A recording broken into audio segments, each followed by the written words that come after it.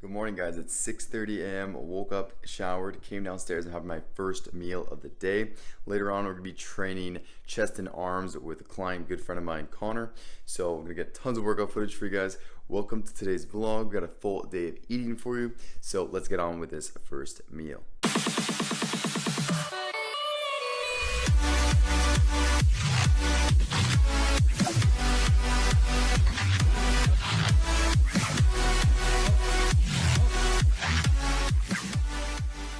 We've got 2 whole eggs cooked with 1 cup of egg whites and 90 grams of oats. To the oats, we're going to pimp out these oats by adding some stevia. Also going to be adding these apple flavoring drops by My Protein and cinnamon. So we're going to have the cinnamon with the apple flavoring and sweetness of the stevia. That should taste good. Haven't tried that before. I'll let you guys know how that tastes. Of course, we're also going to be having a black coffee with that. And also to make the egg whites and eggs taste better, we got the no sugar added ketchup. I'm going to be using a serving or 2. And I don't actually track this. It's 1 gram of carb per serving. So I'm going to be eating that and then going to read some peer-reviewed literature for about an hour. That's what I always do first thing in the morning. Eat and meditate, journal, and read. And then I'll be getting on to replying to clients and doing some work. Finished up doing my reading, replied to all my clients, watched a couple YouTube videos, and now it's 10 a.m. I'm gonna have my second meal. This is gonna be my pre-workout meal because I'm gonna train with Connor in 1 hour. We're having 1 beef samosa that my mom brought home yesterday, 125 grams of sweet potato, and 70 grams of extra lean ground beef. I'm gonna be adding some Frank's Red Hot on that, more sodium for good pumps. And I'm just gonna drink some water with that. And I'll get my pre and intra workout shake ready later on. For our pre-workout, we have 6 grams of citrulline malate with 1500 milligrams of acetyl L-carnitine and 1500 milligrams of L-tyrosine. We have 2 caffeine pills that equals 400 milligrams of caffeine. That is going to be our pre-workout. So this is mainly just a pump ingredient with some mental focus ingredients and some energy from the caffeine. That's our pre-workout. And then intra-workout, we have about 1500 milliliters of water with 50 grams of highly branched cyclic dextrin and 25 grams of protein from hydrolyzed whey protein with 1 scoop of branched chain amino acids, just to add a little more flavor so it tastes even better, right? All right, guys, welcome to today's chest and arm session. So it was basically a hybrid stressed chest and arm session. We had some mechanical tension and some metabolic stressors involved in there as well. Also manipulating tempo to vary the stimulus. So what we did was we warmed up on the rowing machine like an erg rower. So it was a water rower. We did 3 minutes on the rower for full body movement and then moved straight onto the pec deck. And this is where we started off with doing a 2-2-2-2 tempo. So it's a 2-second concentric, 2 seconds in the contracted position, 2-second negative, and then 2 seconds spent in a fully lengthened position. 3 sets of 20 with that, and that was crazy for the chest. So very good priming exercise to initiate the working muscle, so that way everything is actually firing properly before you move on to the heavy weights. I find personally that's what I usually need to do to fully engage my chest before I move on to heavier pressing and actually feel it. And because of that, I actually hit a PR here. This was 75 pounds for 6 reps on incline dumbbell press. Last week, I actually PR'd at 70 pounds for 6, so that's a 5-pound increase. We did potentiating pyramid set style, of course, as well. So it was initially working for 8 reps on each set, but then I failed and got 6. And Connor here got up to 90 pounds for 8, and he crushed it, so then he moved on to do the hundreds. I had to spot him for it, but he also hit a PR too, because last week he got the 100s on the incline press for 4 reps. And with me being there, he got 6 reps. I didn't touch him, but he got 2 more reps this week with the 100-pound dumbbells. Then we moved straight on to doing some cable flies. So we're doing standing incline cable flies for the upper inner chest. Keeping the handles close in beside us, elbows tucked, chest up. And we did a 2-0-1-2 tempo. So 3 sets of 15 reps at a 2-0-1-2 tempo. That means there's a 2-second negative, so you control on the way down, and you explode up for 1 second, and then you hold it in the fully contracted position for 2 seconds before lowering it again. This is to ensure that you're actually fully controlling the movement throughout the entire range of motion. This guarantees that your muscles are actually firing. If you move through the range of motion and have a 1-0-1-0 tempo, then you're just exploding up, letting it come down, exploding up, letting it come down. You can't guarantee that you're fully contracting and lengthening that muscle throughout the entire range of motion. If you actually control the weight throughout the entire movement, then you can damn right guarantee that that muscle's firing because it's controlling the weight. So that's just one tip there if you want to make sure you're actually engaging the working muscle. You know, chest is a lacking point of mine, so I find that it really helps when I involve more initiating movements and more priming movements in my workouts. Moving on, we did a modified K muscle round for J curls, 2 sets here. So, you know, I've explained plenty of times, modified K muscle rounds are essentially when you choose a weight you can get 10 reps with, but you just do 6, then you rest for 5 seconds, then you do 4 more reps, and you'll continue in that fashion for a total of 30 repetitions with a weight you could have normally got 10 reps for. So here's Connor's turn doing it, and check out the improvements on him, man. Like if you look back, like every single time we get together and we have a workout together, just massive improvements, man. He's so now he's 180 pounds. He competed at 145, 146. So that's 35 pounds of body weight gained. The strength gains he's made has been insane, like absolutely insane. And you can just tell in these videos he's still relatively lean, and he's 35 pounds above stage weight. So everything's going great. His intake is fairly high, you know, around the 4,000 mark. And yeah, everything's going great. So with Connor, we're just going to continue to gain some lean tissue, and then he's going to compete in the following year. So we have lots of time to make improvements with him. Now, moving on, we did a bicep giant set. So we have 3 exercises. First exercise was this spider curl here.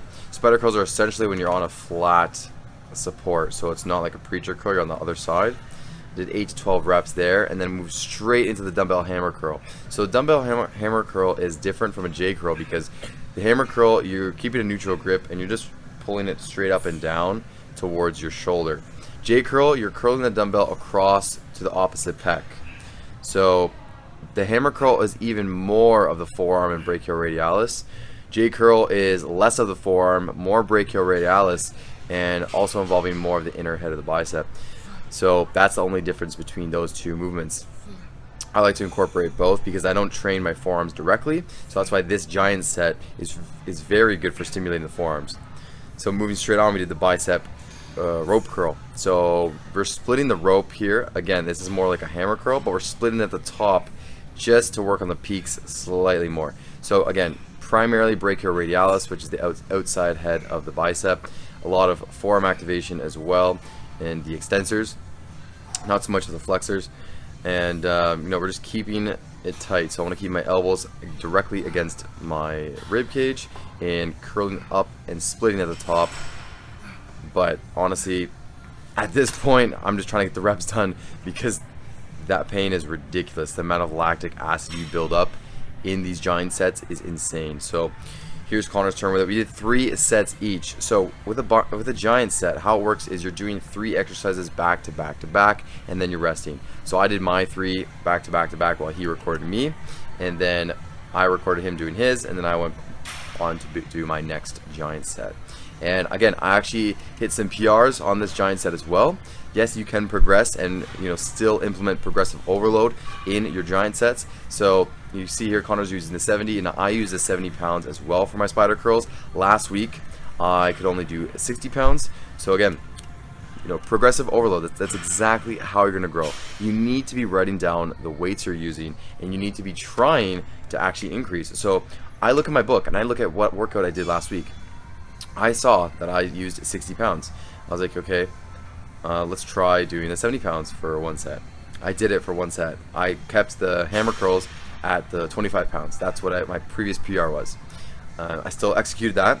And then on the rope curl, I actually went up 2.5 pounds. So the previous week, I was doing 15 pounds with that rope curl, executing 15 to 20 reps. This week, I got 17.5.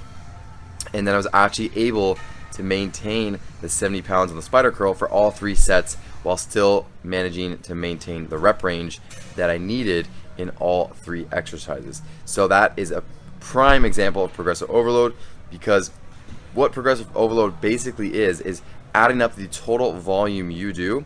And if you're doing more total volume than a previous week or a previous session, then that's progressive overload because you're doing more total work. What is volume? Volume is the reps times the number of sets times the pounds. So however many pounds you're using, you multiply that by how many reps you're doing of that weight, and you multiply that by how many sets you're doing. So clearly, if I use 10 pounds more on the spider curl, that's 80 to 120 pounds more total work done in each set, because again, I was doing 8 to 12 reps and it was 10 pounds greater than the previous week. So 10 times 8 is 80, 10 times 12 is 120. So I was doing 180 to 120 more pounds of total work on my muscle on each of those 3 giant sets. Multiply that by that 3, you're averaging about 300 pounds more of work on my biceps. So it's absolutely crazy. Moving on, you just saw Connor do a modified K-muscle round of some cable extensions. 2 sets there as well. I did my 2, but I decided not to include so much workout footage because, you know, if you see one person do it, then you know the other person's doing it. So moving on, we did a tricep giant set now. So you can see it's a similar structure. So what I did was J curls for 2 sets, modified K-muscle round. Then the bicep giant set for 3 sets. Then moving on, we did the tricep K-muscle round with the extensions. Now we did a tricep giant set for 3 sets. So a similar structure on the bicep and the tricep. Started off the giant set, we did a seated overhead dumbbell extension for 8 to 12 reps, and then moved straight on to this rope extension for 12 to 15 reps. Again, just splitting the rope at the end to work more on the lateral head. Tricep rope extension is going to be targeting more of that lateral head, especially if you're fully rotating outwards. Now, finishing off, we did an underhand tricep extension. This is very, very good for the long head, which is the inner head, and it's the biggest part of your triceps. Your tricep has 3 heads. There's the outer lateral short head, there's the inner long head, and then you have one more head that tucks way back up into your shoulder. People generally only talk about the short head and the long head, which is the outer and the inner head, because they're the most visible and most visually appealing that you can really notice, unless you're absolutely shredded and it's very developed. So we did 3 sets there.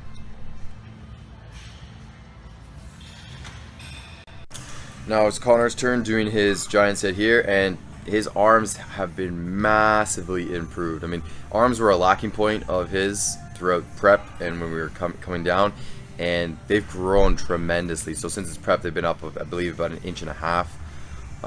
You know, obviously it's a lot of fluid retention, glycogen retention, some fat, but also definitely tissue gain, significant tissue gain. So everything's going great, man.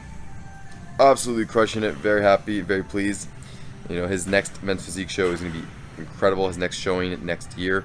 Very excited for that. I will be competing next summer in classic physique as well.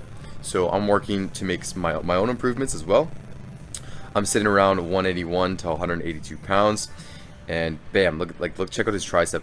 If you actually look back, I should put in one of the cards our last workout back when he was in prep. His tricep did not look like this.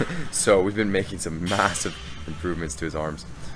And again, so with the giant sets, we're totally manipulating metabolic stressors. So a lot of people think that, you know, supersets, drop sets, giant sets, it's all a waste of energy and it's just fluff work. It won't help you grow because you're not able to maximally use the greatest amount of load because you're using a drop set or you're having low rest time or there's 3 exercises back to back to back. Obviously you can't maximally produce the amount of force that you need to grow.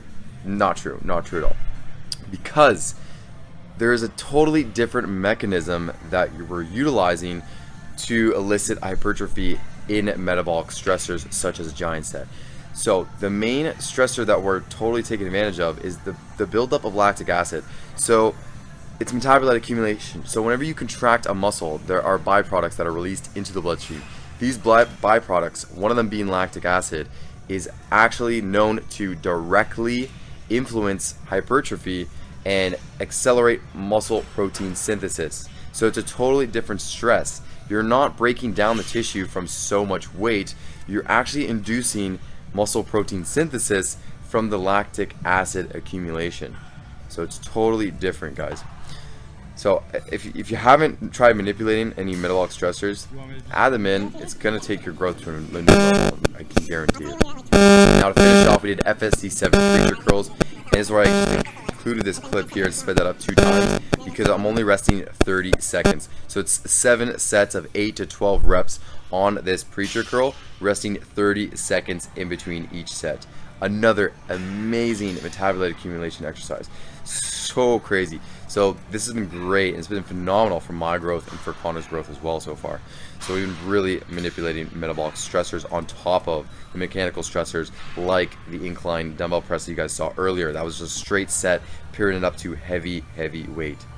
Finishing it off, we did 3 sets of 10 reps of this cable tricep kickback. This is a new one I implemented into my training routine, and Connor did my workout for today.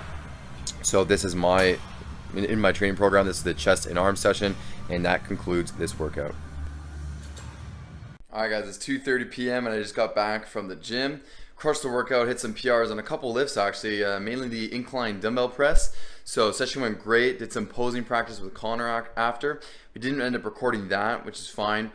His gaining phase is going great, everything's going perfectly. We're gaining about 1 to 2 pounds per week, and he's staying very relatively lean since he's up about 25 pounds over his stage condition, and he's looking phenomenal. So everything's good there. I have to go train a client now from 3 to 4, so I have about 15 minutes to drive over to their house. So I'm going to be just having this diamantized protein bar that I got from the Muscle and Strength website that I was talking about. I'm going to have one of these, peanut butter flavor. These are actually really good. I like these a lot. So I'm going to have this, go train a client, come back, shower, and then I'll have an actual full post-workout meal. So I'll show you guys that. All right guys, it's 7 p.m. and we actually got distracted by doing a lot of work when we got home from training clients. So now we're just gonna have our next meal. This is gonna be the last meal of the night. We got 240 grams of these chicken quarters with 130 grams of the sweet potato with some cheese and 80 grams of extra lean ground beef with 120 grams of basmati rice. Last meal of the day. Real excited to eat this one. Looks amazing. So we're gonna be topping it off all with some Franks, of course. I'm just gonna enjoy this, edit a YouTube video to be posted tomorrow, and then actually be getting in bed to read until we fall asleep around 9 or 10 p.m. So that's gonna conclude today's vlog. I hope you guys enjoyed the video. If you guys did enjoy the video, please give me a thumbs up. It really helps the channel grow, and I will see you guys in that next video. Peace.